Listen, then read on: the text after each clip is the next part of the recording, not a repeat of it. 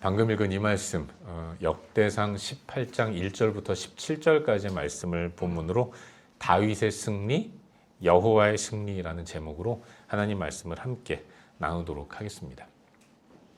우리가 자주 사용하는 것 가운데 사자성어가 있지 않습니까? 사자성어, 네 글자로 상황을 설명하고 교훈을 주는 그런 문구들이에요. 여러분이 가장 좋아하는 사자성어는 뭡니까? 제가 좋아하는 사자성어, 니나 잘해. 많은 말들이 있지만 어떤 분이 그러더라고요. 자기는 뜻을 정해서 매일 하나의 사자성어를 공부하겠다. 그리고 영어 한 문장 공부하겠다. 야, 그러면 1년 지나고 10년 지나면 굉장한 사람이 될 것 같다는 생각이 들어요. 그렇게 생각하면 별로 어려울 것 같지가 않아서 성경 그 사자성어 하나, 영어 한 문장, 성경 구절 한 구절, 하루에 24시간 중에서 그 세 가지만 확실하게 내 것으로 삼는다면 굉장한 이 영육 간의 진보가 있지 않을까, 성장이 많이 될 것 같다는 생각이 들어요. 하지만 우리는 작심삼일이 우리의 주특기이기 때문에 어떻게 될지 모르겠습니다. 근데 여러분, 사자성어 중에 주객전도라는 말이 있어요. 주객전도. 그러니까 진의는 뒤로 하고 별로 중요하지도 않고 아주 지엽적인 것, 여기에 매달려서 그게 제일 중요한 것이냐 착각하면서 별로 그렇게 중요하지도 않은 걸 붙들고 매달리는 그런, 전문용어로 헛다리 짚었다라고 얘기하는데, 그런 경우가 종종 있다는 겁니다. 살면서 그런 거 많이 접해요. 왜 그런 말도 있지 않습니까? 달을 보라고 손가락을 들어 달을 가리켰는데 보라는 달은 안 보고 손가락만 본다. 손가락이 뭐 기네, 짧네, 뭐 매니큐어 색깔이 뭐 어떠네, 이렇게 얘기하는 사람들이 종종 있지 않습니까? 그런 경우가 종종 있다는 거죠. 성경을 읽을 때도 마찬가지다라는 생각이 들어요. 성경을 읽으면서 그 본문이 전하고자 하는 메시지와는 상관없는 적용을 하는 경우가 종종 있습니다. 그래서 성경을 오해해서 심각한 일을 벌이는 경우도 많이 있다는 거죠. 여러분, 제가 종종 말씀드리는 거지만 성경은 하나님께서 하나님 백성, 자기 백성에게 전해주시는 메시지 아니겠습니까? 성경은 그냥 백과사전 가운데 하나 같은 종류의 책이 아니에요.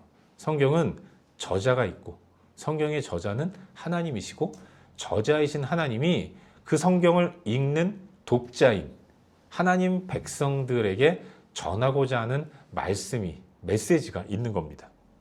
우린 그걸 잘 찾아가야 돼요.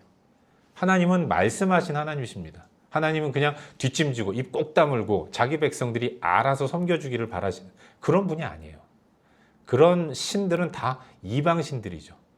여러분, 어떠한 세상의 신도 신이라 하는 것들, 물론 그 모든 것들이 다 신이 아니지만 신이라 여기는 그 모든 것들은 다 그 신이 말하는 종교는 없어요. 유일하게 하나님만 말씀하시는 분이십니다. 왜냐하면 하나님은 살아 계시기 때문에 그런 거죠. 자기 백성을 너무너무 사랑하셔서 한마디라도 전해주고 싶으신 겁니다. 그걸 기록해 놓은 것이 성경이기 때문에 우리는 성경을 통해서 하나님의 뜻을 발견해야 하는 것이죠.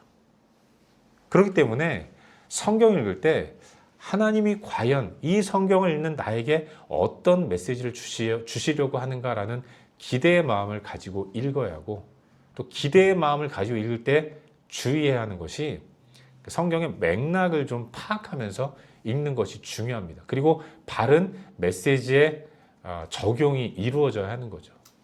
그러기 위해서 성경은 성령의 조명을 통해서 읽어야 하는 거예요. 그냥 글자 읽는 것이 아니라 하얀 건 뭐 종이요, 검은 건 글씨다, 이렇게 읽는 것이 아니라 기도하면서 성령께서 비춰주시는, 조명처럼 비춰주시는 그 은혜를 가지고 성경을 읽어야 하는 거죠. 그리고 합리적으로 이성 또한 하나님께서 우리에게 주신 거기 때문에 맥락을 파악하면서 읽어야 하는 거예요. 누가 말할 때 그 맥락을 파악하지 못하면 오해합니다. 성경도 마찬가지예요. 그래서 글의 맥락을 문맥이라고 하지 않습니까? 문맥을 잘 파악하면서 읽어야 하는 거예요. 그냥 글자 그대로 다 그 이해하려고 하면 적용이 엄한 대로 가는 경우가 많이 있습니다.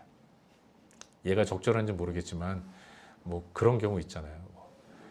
결혼식에서 이 성경을 펴서 읽는데 그 요한계시록에 뭐 사랑하라는 메시지를 읽어야 되는데 같은 구절에 이 요한복음에 그 똑같은 장절에는 뭐 네가 지금 너랑 지금 네 옆에 있는 사람은 네 남편이 아니 뭐 이런 거 그런 거 모르세요? 원고에 없는 말을 안 해야 되는데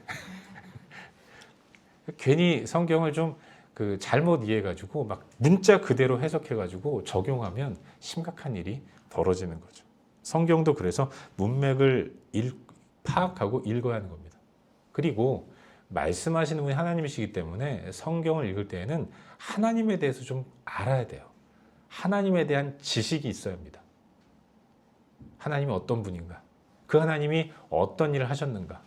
하나님에 대한 지식을 갖고 있고 그리고 그 하나님에 대한 신뢰, 믿음을 가지고 하나님을 믿고 그리고 나 성경을 읽을 때 성경에 대해서 오해하지 않고 의미를 파악하면서 나에게 주신 말씀으로 하나님의 성경을 해석해 나갈 수 있는 거죠. 요즘 우리가 묵상하고 있는 역대상도 그래요. 역대상은 이스라엘 백성들이 바벨론 포로에서 돌아온 후에 포로 귀한 백성들이 무너진 이스라엘 땅을 재건해야 하는 과제 앞에서 이 과제를 어떻게 수행하고 앞으로 어떤 삶을 살아야 하는가를 제사장이면서 학자인 율법학자인 에스라가 이스라엘의 역사를 기록함으로 메시지를 전하는 거죠. 그리고 이 메시지, 이 역대상이 성경 66권 중 하나에 속해 있다면 이 메시지는 학사, 제사장이면서 율법학자인 에스라가 이스라엘 백성들에게 전하는 메시지일 뿐만 아니라 오늘 이 시대를 살아가는 우리들에게도 하나님께서 전해주시는 나의 메시지다, 나를 향한 메시지다라는 것들을 적용하면서 읽어야 하는 것이죠. 제가 지난 시간에 말씀드린 것처럼 이스라엘이 열어가야 할 새로운 세상, 이걸 하나님은 에스라를 통해서 자기 백성에게 선포하시는 거예요. 지금껏 이스라엘은 이러한 역사를 가지고 살아왔다. 그러나 하나님이 열어가기를 원하시는 내 백성 이스라엘과 함께 펼쳐 나가기를 원하는 세상은 어떤 세상인가? 이게 역대기에 기록되어 있다는 거예요. 여러분, 하나님이 자기 백성과 함께 이루고자 하는 꿈이 뭔 줄 아십니까? 다 아실 거예요. 그건 하나님 중심의 삶이라는 거예요. 모든 사람들이 다 나 중심이죠. 내가 왕이고 내가 모든 것들의 판단자이고 나 중심으로 모든 것들이 움직인다고 생각해요. 모든 사람들이 다 나 중심으로 살아가니까 세상이 질서 있게 움직여지겠습니까? 너와 나의 이해관계가 충돌할 때는 내 밑으로 들어와. 내 말만 들어. 이렇게 싸우는 거예요. 그러다 보니까 혼란스러운 거죠. 하나님이 창조하신 아름다운 세상에서 전혀 아름답지 못하게 살아가는 일이 왜 벌어지는가? 인간 중심의 삶이기 때문에 그런 거예요. 하나님은 당신께서 당신의 형상대로 창조한 인간, 백성들이 그런 삶을 살기를 바라시지 않는 겁니다. 그래서 온전한 삶은 어떤 것인가를 이 땅의 수많은 민족들 가운데 아브라함의 후손인 이스라엘을 택하시고 그들에게 도전하시면서 내가 꿈꾸는 세상을 너희들의 세계 가운데서 보여주기로 한다. 그리고 그걸 통해서 이게 온 열방과 세계 가운데 흩어져서 펼쳐져서 모든 백성들이, 모든 인간이 그런 삶을 살기를 바란다. 내가 창조할 때의 목적대로 살아가는 세상을 선두에서 보여주어라.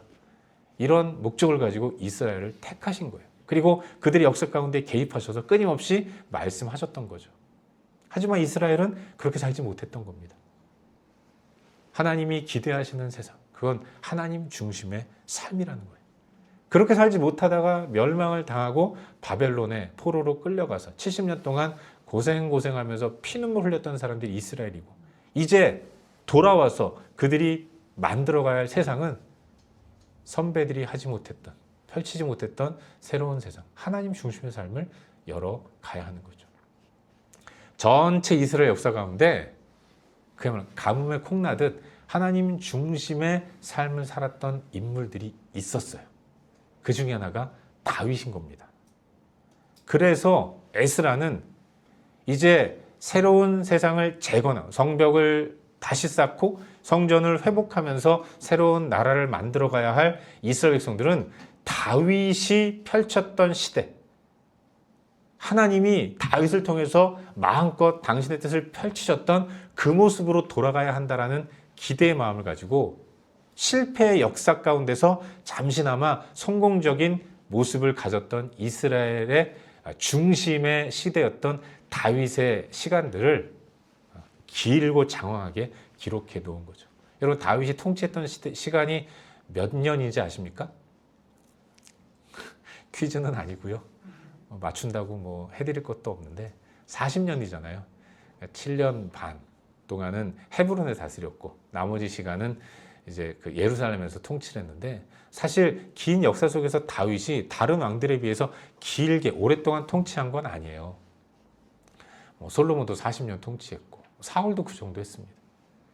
그런데 역대기를 기록한 에스라는 다윗의 이야기를 길게 많은 분량을 할애해서 기록해 놓고 있는 거죠. 그것도 족보 이야기 끝나고 바로 다윗을 등장시켜서 다윗의 시대를 서술해 나가고 있는 거죠. 여러분, 다윗이 행한 일 뭡니까? 언약궤를 옮기는 일이었어요. 그는 왕이 된 이후에 뭐 다른 여느 왕들처럼 부강한 나라를 만들기 위해서 이러저러한 일들을 하느라고 동분서주하지 않았고 수도를 예루살렘으로 옮겼습니다.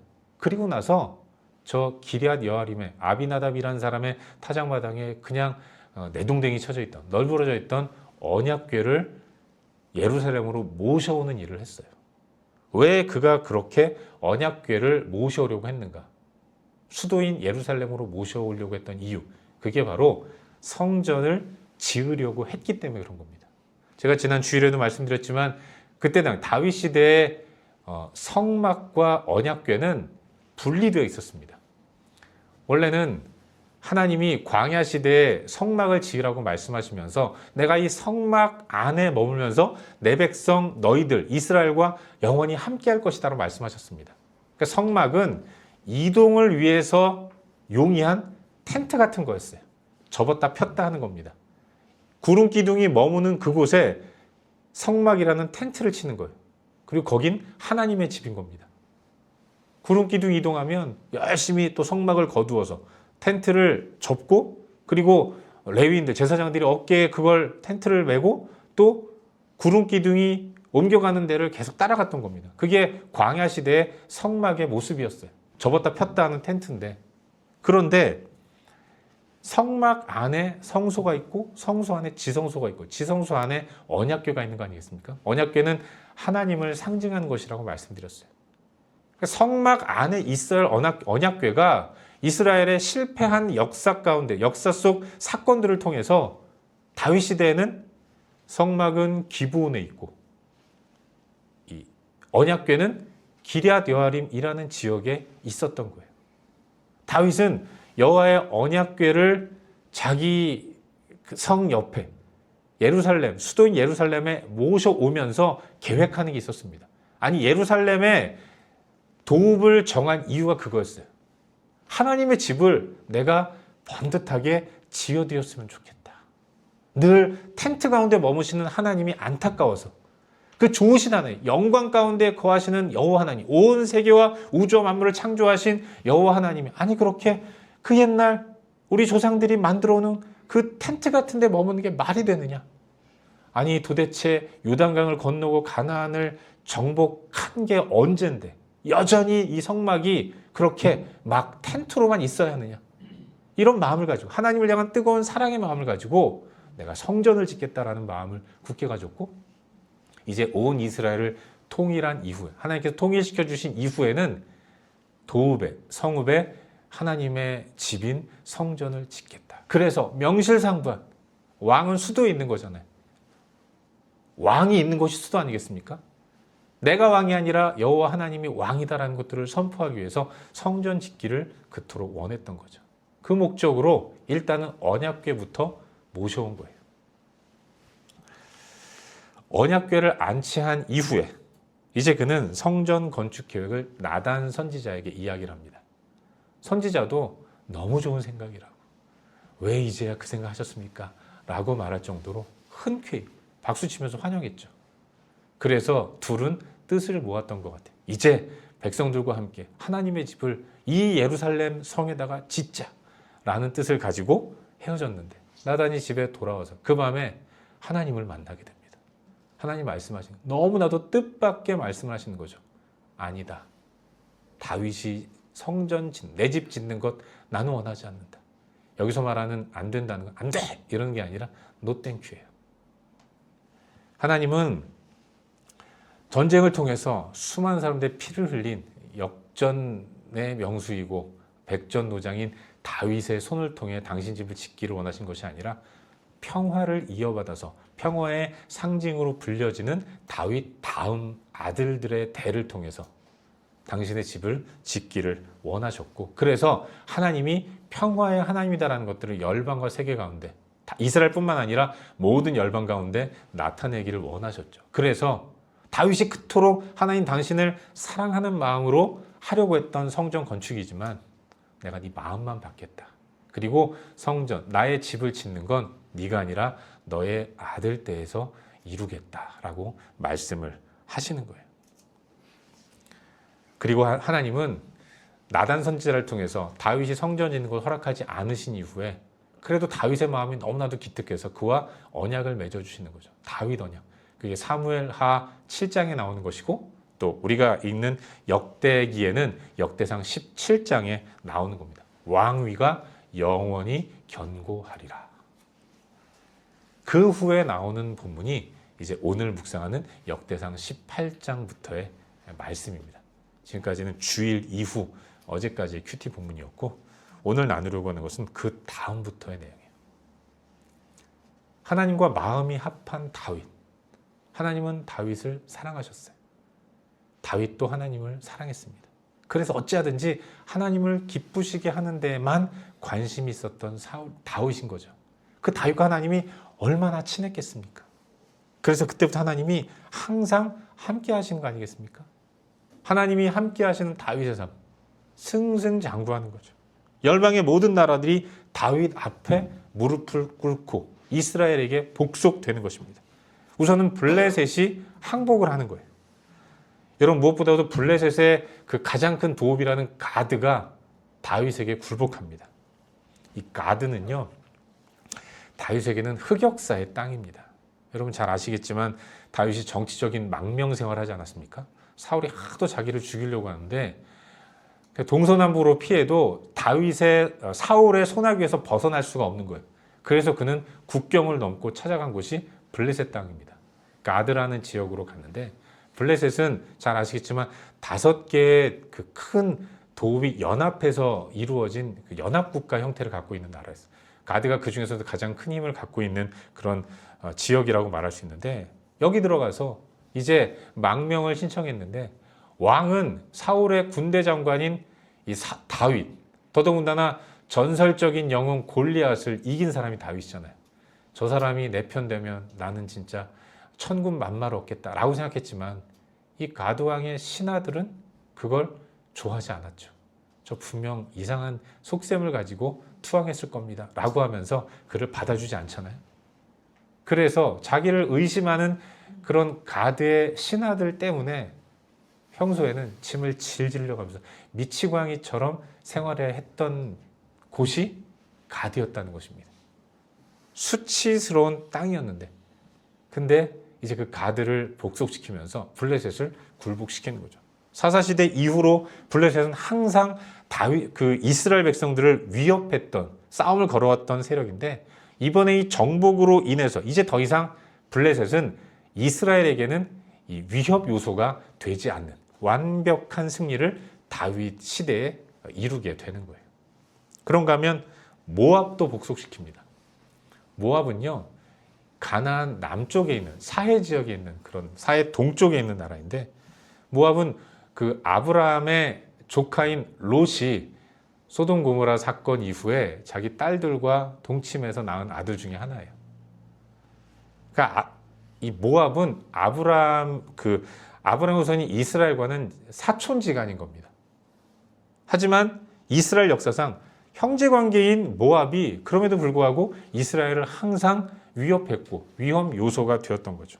다윗은 이번에 모압을 완벽하게 정복하면서 이후로는 모압이 이스라엘에게 조공을 바치는 완벽한 이 서열을 만들어 냈던 거죠. 모압이 사해 동쪽에 있는 위치한 나라라고 한다면 이 이스라엘의 북쪽에는 아람 나라가 있어요. 아람. 요즘 말로 하면 시리아 나라입니다. 시리아. 이 아람도 복속시키는 거죠. 아람 지역은 여러 소왕국들이 이렇게 질비해 있었는데 그 중에서 가장 큰 영향력을 행사하는 그런 인물이 소바 왕 하닷에셀이라는 인물이에요. 이 하닷에셀을 다윗이 완벽하게 제압하면서 그 땅을 차지하게 되는 거죠. 그래서 가나안 땅의 북부인 하맛 어귀까지 차지하게 되는 겁니다. 무엇보다도 다윗은 이 전쟁에서 승리한 이후에 전리품들을 하나님께 드립니다.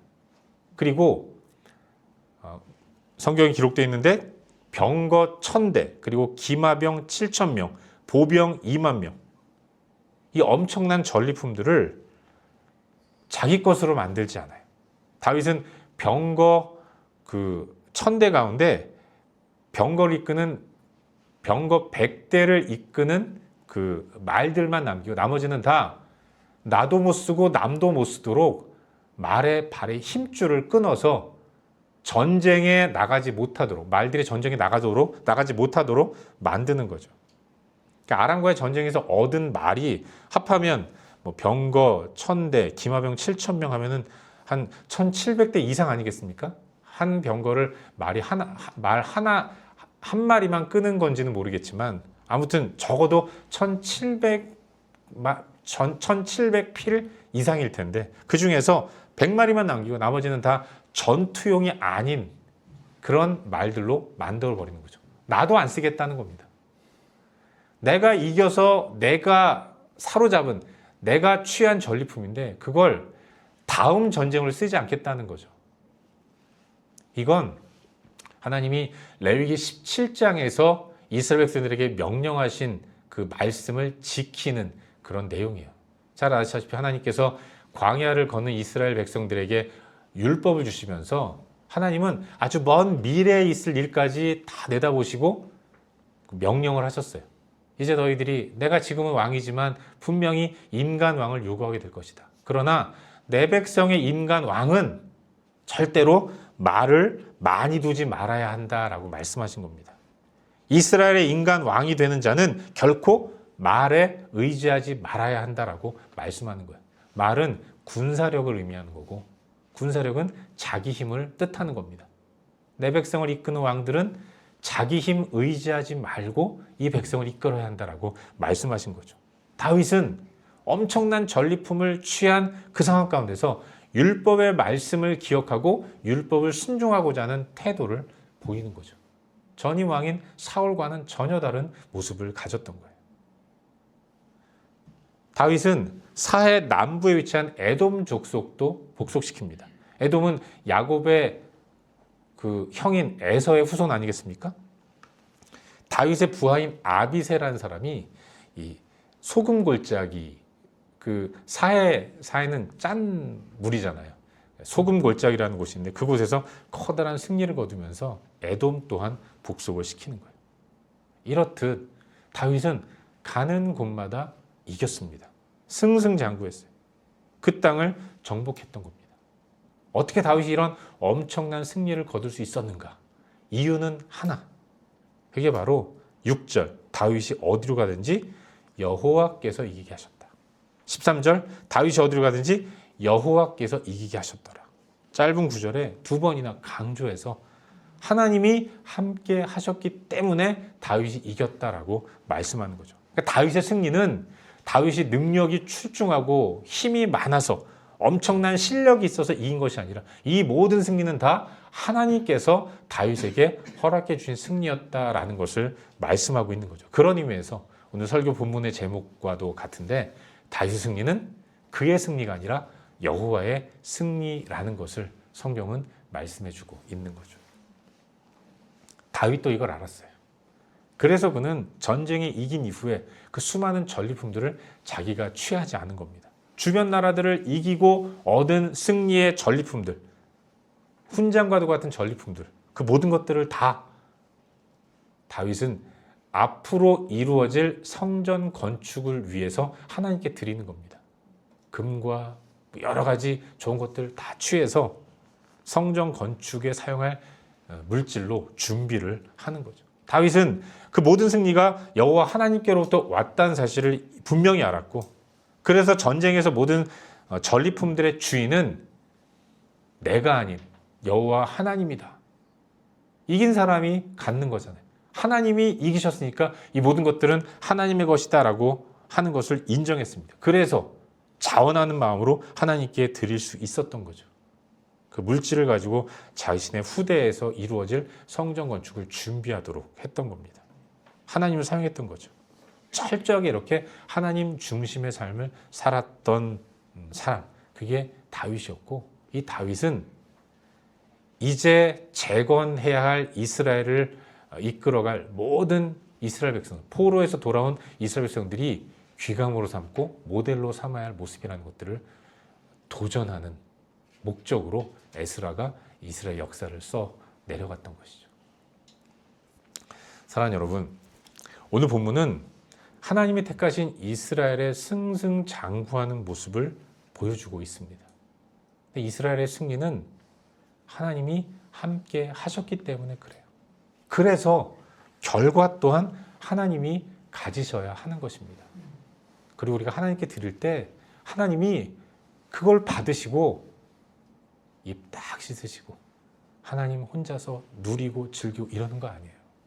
하나님이 사용하시는 모든 것들의 결과는 또한 나에게 은혜가 되고 모든 사람들에게 은혜가 된다는 것, 우린 그걸 기억하는 가운데 무엇보다도 이 전쟁에서 하나님의 사람인 다윗이 승리했다, 여기에 집중하는 것이 아니라 승리를 주신 하나님, 여기에 집중하는 모습이 우리 가운데 필요하다는 것을 잊지 말아야 하는 것입니다. 자칫 이 본문을 가지고 좀 오해하는 분들이 있어요. 이 말씀을 드려야 하나 말아야 하나 고민도 했고, 왜 하필 오늘 이 본문일까라는 고민도 했거든요. 지금 중동에서 어떤 일이 벌어집니까? 이스라엘이 이란과 아주 심하게 티격태격 엄청나게 싸우고, 또 전 세계 서방 세계는 또 이스라엘 편을 든다, 이런 얘기입니다. 제3세계는 또 이란 편을 든다, 이런 얘기들이 막 오고 있는데, 사실 여러분, 어떤 의미에서는 우리가 지금 오해하는 부분이 있는데, 실제로 이스라엘은 자신들이 전쟁을 치를 때 이 전쟁은 성전이다. 팔레스타인 땅은 하나님께서 우리에게 약속하신 땅이다. 성경을 봐라. 북쪽의 하맛 어기부터 남쪽의 브엘세바까지 하나님 우리에게 주신 땅이기 때문에 이 땅은 나만 가져야 돼. 나만 복받아야 하고 내가 최고의 민족이 되는 것이 하나님의 뜻이다. 이러면서 하나님의 이름을 들고 성전을 펼치는 경우가 종종, 아니 매번 그렇다는 거죠. 하지만 그렇게 만들어낸 역사가 승리한 적은 한 번도 없다는 것을 인간의 역사 가운데서 보여주고 있어요. 십자군 전쟁이 그런 목적을 가지고 펼쳐진 전쟁이었는데 그게 어디 온전한 성공을 이루었습니까? 그렇지 못하다는 거죠. 이런 논리를 펴면서 가져다 쓰는 게 오늘 같은 본문인데, 이건 결코 바람직하지 못한 모습이라는 거죠. 무엇보다도 구약을 뚫고 새로운 시대를 연 신약을 소유한 하나님 백성들이 이런 생각에 동의하는 것은 좀 어딘가 모르게 부자연스럽다는 겁니다. 적어도 이건 하나님의 백성은 이스라엘인 나밖에 없다라는 유대인들만의 생각인 것이고, 복음으로 구원받아서 영적 이스라엘 백성 된 우리에게는 신약의 메시지가 있는 거죠. 구약을 통해서 예수가 준비되었고 이 땅에 오신 것이고, 예수님은 이스라엘 백성들만의 메시아로 오신 것이 아니라 온 인류를 구원할 메시아로 이 땅에 오셨다는 것이죠. 그 예수 그리스도가 온 인류의 메시아이기 때문에 레바니스도 아니고 중동 사람도 아닌 우리 또한 하나님 백성 됐고 구원받은 하나님의 자녀가 된 것이라는 사실입니다. 예수께서 부활 승천하신 이후로 하나님 백성의 영역은 넓어졌어요. 약속의 땅의 개념 또한 하늘의 세계, 영적인 의미로 확대된 겁니다. 그런데도 아직도 그냥 성경의 문맥을 파악하지 못하고 문자 그대로 해석하려고 억지스럽게 말씀을 적용하다가 잘못 성경을 오해하는 것처럼 현대에서 벌어지는 역사적인 상황들을 마치 성경이 지지하는 것처럼 이야기하는 것은 대단히 좀 조심스러운 겁니다. 그런 판단은 섣부르게 하면 안 된다는 거죠. 여러분, 본문 속 다윗의 승승장구, 이건 다윗 시대에 이루어진 일인 겁니다. 다윗의 승리가 다윗의 힘으로 얻은 승리가 아닌 하나님이 이루신 승리라는 것들을 기억하면서 이걸 묵상하는 우리에게 성령께서 주시는 메시지는 하나님과 함께하는 삶의 풍성함에 대한 도전이라는 것입니다. 하나님 백성들의 승리는 폭력적인 승리가 아니라는 거예요.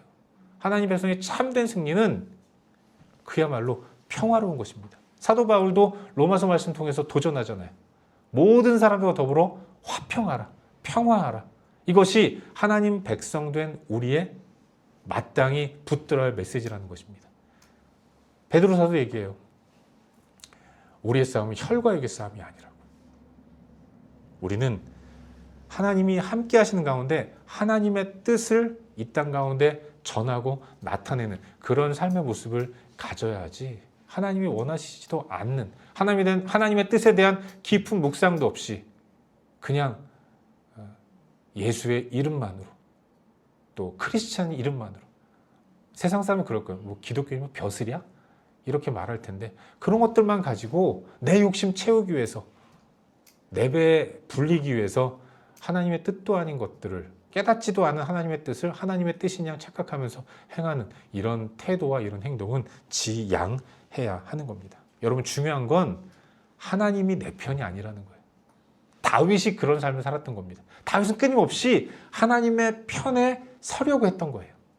하나님이 내 편이라고 생각하는 것이 이런 육적 이스라엘 백성들의 모습이었다면, 다윗은 그 가운데서 그건 아니라고 인생을 통해서 도전하고 웅변하고 선포한 사람입니다. 아니, 어떻게 내가 하나님의 편이어야지 하나님이 내 편일 수 있겠느냐. 그는 끊임없이 묵상과 기도를 통해서 하나님 편에 서려고 노력했던 사람입니다. 그리고 그런 다윗을 하나님은 사랑하셔서 다윗과 함께 하나님의 뜻을 마음껏 펼치신 거죠. 신약의 바울도 말씀하고 있지 않습니까? 갈라디아서 2장 20절에서 그런즉 이제는 내가 사는 것이 아니라 내 안에 그리스도께서 그리스도 당신 삶을 사는 것입니다 라고 사도 바울이 선포했던 것처럼, 성도인 우리는 하나님이 펼치시고자 하는 뜻에 나를 드리는 것이 중요한 거지, 내 세상을 만들기 위해서 하나님 이용하는 것은 이방 종교인들이 하는 행태라는 것들을 잊지 말아야 하는 것이죠. 본문을 통해 우리가 받아야 할 영적 도전은 하나님 백성은 하나님 중심의 삶을 살아야 한다는 것입니다. 그때 승리도 얻을 수 있고, 때로는 하나님께서 뜻이 계셔서 실패하게 만들 수도 있어요. 승리하면 하나님께 영광 돌리는 겁니다. 실패해도 뭔가 뜻이 있겠지 하면서 인내하고 견딜 수 있게 되는 거예요. 그렇지 않고 하나님을 내 편으로 삼아서 그렇게 하나님의 힘 이용해서 나 이루고자 하는 일들을 이루려고 한다면 실패란 가당치도 않은 거죠. 그래서 뭔가 원하는 것을 이루지 않으면 하나님을 원망합니다. 이루면 다 내가 잘해서 그런 거죠. 그 모든 것들에 하나님이 들어가실 틈이 없어지는 거예요. 그건 하나님께서 기뻐하신 모습이 아니라는 것을 우리는 잊지 말아야 하는 겁니다. 사랑하는 여러분, 다윗은 하나님과 함께하는 삶을 살았어요. 그리고 그가 얻은 모든 것이 다 하나님의 것임을 인정했습니다. 또한 앞으로도 그렇게 자기 힘 만들어서 더 큰 승리 얻으려고 하는 태도를 내려놓고 오직 나는 여호와 하나님만을 의지하는 삶을 살겠습니다라는 그런 각오와 결단의 모습을 보였던 겁니다. 그게 말의 힘줄을 끄는 거예요. 우리도 그와 같은 삶의 모습을 가지고 살아가야 한다는 것을 본문을 통해서 도전받게 되는 겁니다. 우리가 가진 모든 것, 이 모든 것들의 출처가 하나님입니다. 그걸 인정하며 살아야 돼요. 그걸 인정하면 많이 가졌다고 교만해지지 않아요. 작게 가졌다고 원망하지 않습니다. 다 하나님 것인데 지금 내 수중에 뭐 있는 것들이 많든 적든 무슨 상관입니까? 내 것도 아닌데. 여러분, 남의 통장 뭐 가끔 부럽긴 하더라고요. 근데 나랑 무슨 상관입니까? 모든 것이 다 하나님의 것이기 때문에 하나님이 맡기시면 맡기신 만큼 쓰는 거고, 안 맡기셨으면 또 나름의 삶을 살면 되는 거 아니겠습니까? 모든 것이 다 하나님의 것이라는 사실을 인정한다면, 그러면 나누는 것이 어렵지 않습니다. 받는 것이 불편하지 않아요. 있으면 나누는 것이고 없으면 도움받는 거죠. 그렇게 어우러지는 공동체.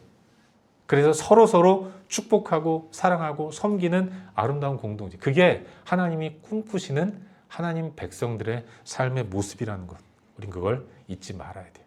모든 출발은 하나님께 초점을 맞추고 하나님 편 되는 겁니다.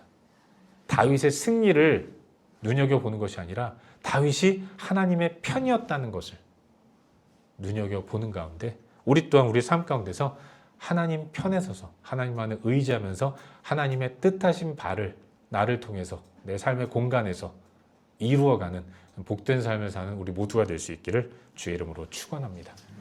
기도하겠습니다.